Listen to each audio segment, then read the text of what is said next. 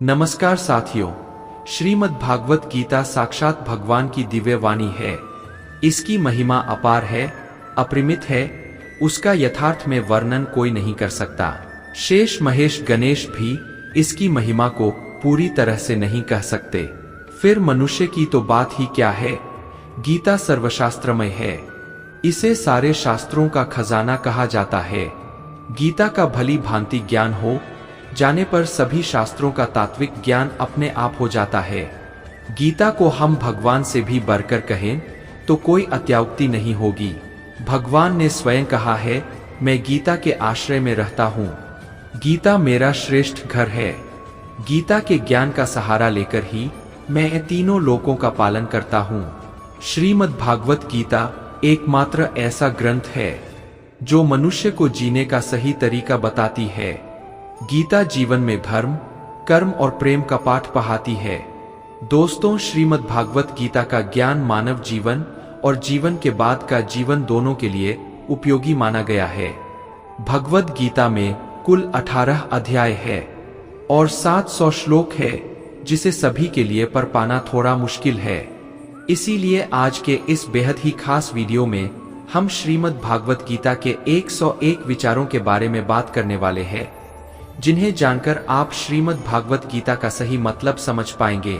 इसलिए इन विचारों को आप हर रोज रात में सोने से पहले सुने। तो चलिए अब देर नहीं करते हुए वीडियो शुरू करते हैं। भगवान श्री कृष्ण कहते हैं, व्यक्ति को सदैव बुराई से बचकर रहना चाहिए। अगर कोई बुरा कर्म करता है तो वह कर्म उसको अपने जीवन में भोगना ही पड़ता है। मित्रों, जिस प्रकार सैकड़ों गायों के बीच बछड़ा अपनी मां को खोज लेता है, ठीक उसी प्रकार कर्म का फल आपको हजारों के भीड़ में भी खोज लेगा।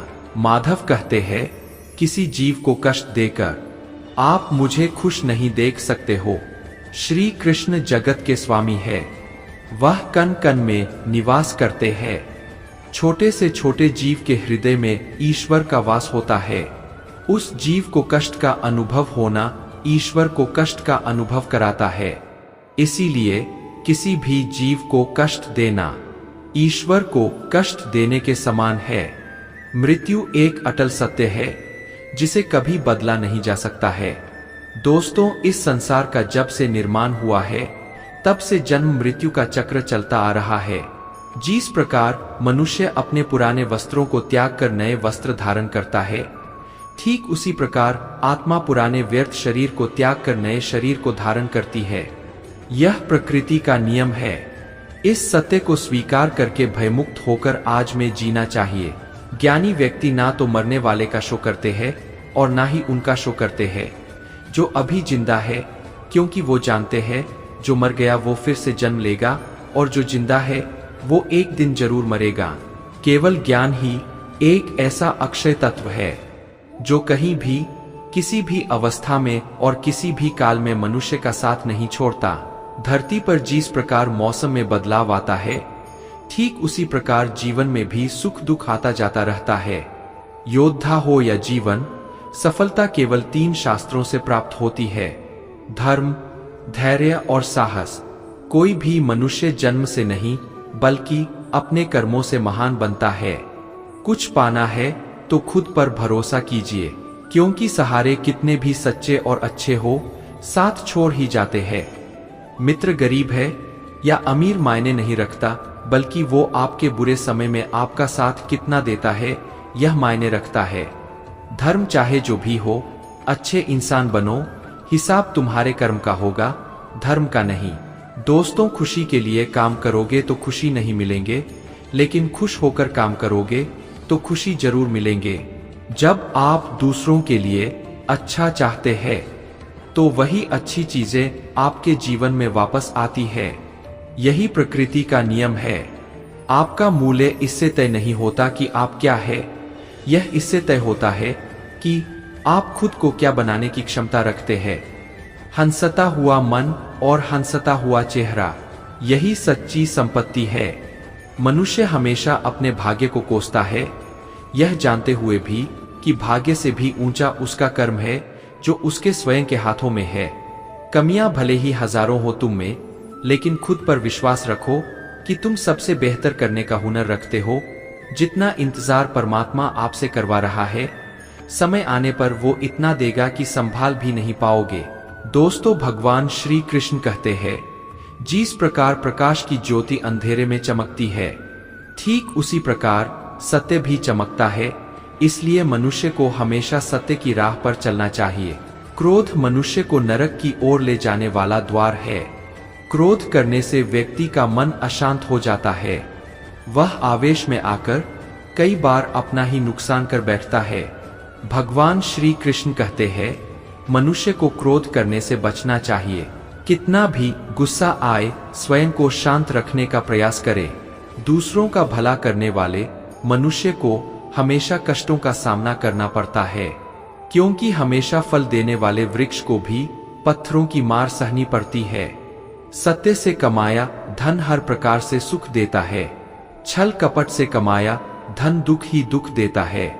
चुप रहने से बड़ा कोई जवाब नहीं, और माफ कर देने से बड़ी कोई सजा नहीं होती। जब मेहनत करने के बाद भी सपने पूरे नहीं होते, तो रास्ता बदलिए, सिद्धांत नहीं, क्योंकि पेड़ भी हमेशा पत्ते बदलता है, जड़ नहीं। किसी की संगत से आपके विचार शुद्ध होने लगे तो समझ लेना वह कोई साधारण व्यक्ति नहीं है। आपका कठिन समय ही आपको मजबूत बना देता है। एक समझदार व्यक्ति वही है जो दूसरों को देखकर उनकी विशेषताएं से सीखता है, उनसे तुलना और ईर्ष्या नहीं करता। संबंध बड़ी बड़ी बातें करने से नहीं, छोटे छोटे भाव को समझने से गहरे होते हैं। यदि सब कुछ खोकर भी आप में कुछ करने की हिम्मत बाकी है, तो समझ लीजिए आपने कुछ खोया ही नहीं। कर्म ही सबसे बड़ा धर्म है। दोस्तों, भगवान श्री कृष्ण गीता में अर्जुन को उपदेश देते हुए कहते हैं, व्यक्ति कर्म करने के लिए ही पैदा हुआ है और बिना कर्म किए कोई रह नहीं सकता।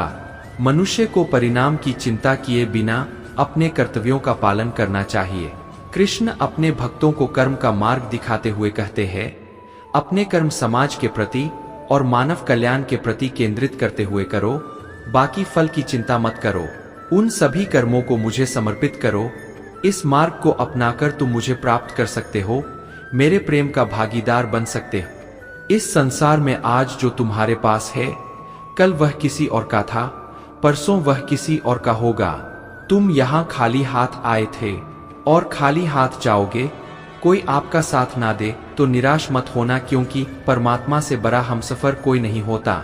खुशी आजादी पर निर्भर होती है, और आजादी इस बात पर निर्भर होती है कि आप कितने साहसी हैं। विश्वास के बगैर इस दुनिया में कोई भी रिश्ता ज्यादा देर तक कायम नहीं रह सकता। यदि किसी भूल के कारण कल का दिन दुख में बीता, तो उसे याद कर आज का दिन व्यर्थ ना करे। जो लक्ष्य में खो गया, समझो वही सफल हो गया। आप जो कर रहे हैं, उससे अगर आप प्यार करते हैं, तो आप जरूर सफल होंगे। मन पर नियंत्रण रखना जरूरी है।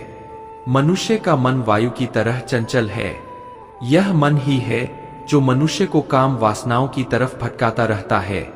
अगर जीवन को सफल बनाना है, तो मन पर काबू करना बहुत जरूरी है। मन को वश में करने से दिमाग की शक्ति केंद्रित होती है, जिससे कार्यों में सफलता मिलने लगती है। दोस्तों, गीता के अनुसार जिस व्यक्ति ने अपने मन पर काबू पा लिया, वह मन में पैदा होने वाली बेकार की चिंताओं और इच्छाओं से भी दूर रहता है। साथ ही व्यक्ति अपने लक्ष्य को भी आसानी से प्राप्त कर लेता है। अगर मन को वश में नहीं करोगे, तो वह तुम्हारा सबसे बड़ा शत्रु बन जाएगा। अज्ञानी व्यक्ति स्वयं के लाभ के लिए कार्य करते हैं, जबकि बुद्धिमान लोग विश्व के कल्याण के लिए कार्य करते हैं। यदि किसी काम को करने में डर लगे, तो याद रखना यह संकेत है कि आपका काम वाकई में बहादुरी से भरा हुआ है। कमजोर व्यक्ति से दुश्मनी ज्यादा खतरनाक होती है, क्योंकि वह उस समय हमला करता है जिसकी आप कल्पना भी नहीं कर सकते। झूठ कितना भी बलवान क्यों ना हो, वो सच को नहीं दबा सकता। अपने विचारों को पवित्र बनाओ, क्योंकि व्यक्ति अपने विचारों से ही अनंतकाल तक जीवित रहता है। इतना कमजोर मत बनो कि कोई आपको तोड़ सके, बल्कि इतना मजबूत बनो कि आपको तोड़ने वाला खुद ही टूट जाए। दोस्तों, भगवान श्री कृष्ण कहते हैं, जब शांति के सारे मार्ग बंद हो जाए, और न्याय ना मिले तो युद्ध करो। वास्तव में मुसीबत में साथ देने वाला मित्र ही सच्चा मित्र होता है। हमेशा शक करने वाला व्यक्ति कभी शांति प्राप्त नहीं कर पाता है। इसलिए संदेह करने से बचें। अधिक संदेह करने से मन की शांति भंग हो जाती है और व्यक्ति भ्रमित होकर अपने संबंधों को नष्ट कर डालता है। तन की सुंदरता मन को आकर्षित करती है, जबकि स्वभाव की सुंदरता हृदय को आकर्षित करती है। इसीलिए मनुष्य का स्वभाव हमेशा निर्मल होना चाहिए। कौन क्या कर रहा है, कैसे कर रहा है और क्यों कर रहा है, इन सब से आप जितना दूर रहेंगे उतना ही खुश रहेंगे। जिंदगी में हम कितने सही है और कितने गलत है, ये सिर्फ दो लोग जानते हैं, एक परमात्मा और दूसरी हमारी अंतरात्मा। मित्रों, भगवान श्री कृष्ण कहते हैं, जिस मनुष्य के अंदर ज्ञान की कमी और ईश्वर में श्रद्धा नहीं होती, वो मनुष्य जीवन में कभी भी आनंद और सफलता को प्राप्त नहीं कर पाता। भगवान कहते हैं, जो मनुष्य सुख और दुख में शांत रहता है, जिसके राग, भय और क्रोध नष्ट हो गए हैं, जो मनुष्य शुभ और अशुभ वस्तु को पाकर ना प्रसन्न होता है और ना द्वेष करता है, जिन्होंने अपनी इंद्रियों को वश में कर लिया है, वह स्थिर बुद्धि मनुष्य मुनि के समान है। ऐसा मनुष्य स्थिर चित्त और इंद्रियों को वश में करके ज्ञान द्वारा परमात्मा को प्राप्त करके हमेशा संतुष्ट रहता है। दोस्तों, जिस प्रकार समुद्र की स्थिति अचल है, भारी से भारी आंधी तूफान आने पर या अनेक नदियों के जल प्रवाह उसमें प्रविष्ट होने पर भी वह अपनी स्थिति से विचलित नहीं होता, मर्यादा का त्याग नहीं करता, उसी प्रकार परमात्मा के स्वरूप में स्थित योगी की स्थिति भी सर्वथा अचल होती है। बड़े से बड़े सांसारिक सुख दुखों का सहयोग, वह योग होने पर भी उसकी स्थिति में जरा भी अंतर नहीं पड़ता। वह योगी परमात्मा में नित्य निरंतर अटल और एक रस्थित रहता है। मोह विनाश का कारण होता है। मनुष्य के दुखों का मूल कारण उसका मोह ही है। वह जितना अधिक मोह करेगा उतना ही अधिक कष्ट भी भोगेगा। पछतावा अतीत नहीं बदल सकता और चिंता भविष्य नहीं संवार सकती। इसलिए वर्तमान का आनंद लेना ही जीवन का सच्चा सुख है। मित्रों, श्री कृष्ण कहते हैं, जो तुम्हारा साथ देता है तुम उसका साथ दो, जो तुम्हें धोखा देता है तुम उसे त्याग दो। जिस जगह आपका सम्मान नहीं हो वहां पर कभी जाना नहीं चाहिए, वरना लोग आपको कमजोर और बेवकूफ समझेंगे। जहां बारिश ना हो वहां फसल खराब हो जाती है और जहां संस्कार ना वहां नस्ल भी खराब हो जाती है। जो लोग ये कहते हैं मेरे पास वक्त नहीं है, असल में उनके खास रिश्तों की गिनती में आपका नाम ही नहीं है। बात इतनी मधुर रखो कि कभी वापस भी लेनी पड़े तो आपको कड़वी न लगे। खुद में थोड़ा स्वाभिमान होना जरूरी है, वरना लोग आपको वहां भी दबाने की कोशिश करेंगे जहां आपका अधिकार है। श्रेष्ठ पुरुष जैसा आचरण करता है। आशा करता हूं साथियों कि इस वीडियो ने आपको बहुत कुछ सिखाया होगा। यदि आपको वीडियो पसंद आया हो तो कृपया कमेंट में जय श्री राधे कृष्ण अवश्य लिखें। वीडियो को लाइक करें, चैनल को सब्सक्राइब करें ताकि हमारी आने वाली सभी वीडियो की नोटिफिकेशन आप तक पहुंचती रहे। धन्यवाद। जय श्री राधे कृष्ण।